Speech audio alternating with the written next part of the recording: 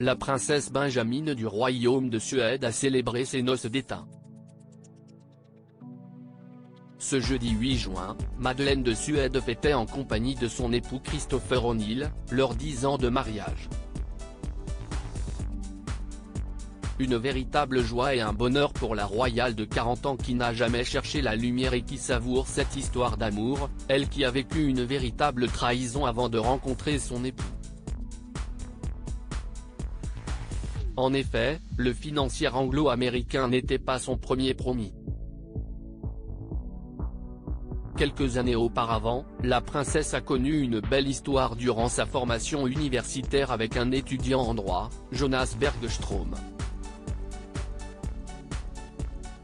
Rencontrés en 2003, les deux tourtereaux ont vécu une jolie romance durant 7 ans. Du moins sous les apparences. Car après avoir annoncé leur fiançailles en août 2009, la princesse met finalement fin à sa promesse d'engagement le 24 avril 2010, peu après avoir découvert que son ex-futur époux lui a été infidèle.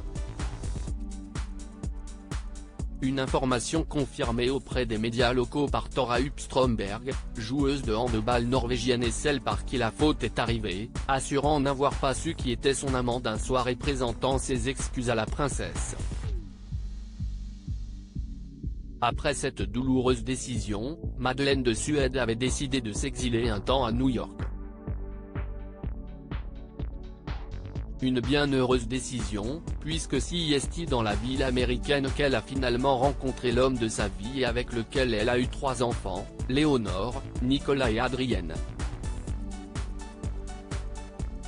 Lady Diana, Kate Middleton, Madeleine de Suède, Charlène de Monaco, leur plus belle robe à sequins. Madeleine de Suède, cette frayeur vécue avec sa fille, Léonore. Cet anniversaire réconfortant arrive à point nommé après la frayeur vécue récemment par la princesse. Alors qu'elle était attendue le 10 mai dernier pour un événement où elle accompagnait sa mère, la reine Sylvia, Madeleine de Suède a dû annuler sa venue après que son aînée, Léonore, soit admise à l'hôpital. La jeune fille de 8 ans a dû en effet se faire opérer, après avoir trébuché et s'être fracturé le coude suite à sa chute. Depuis, la petite se rétablit jour après jour. Cet accident ne devrait pas, cela dit, contrecarrer les plans de la famille ayant prévu de revenir vivre en Suède à partir d'août prochain. Installés à Miami depuis quelques années, ils ont annoncé en mars dernier vouloir revenir sur les terres natales de la princesse.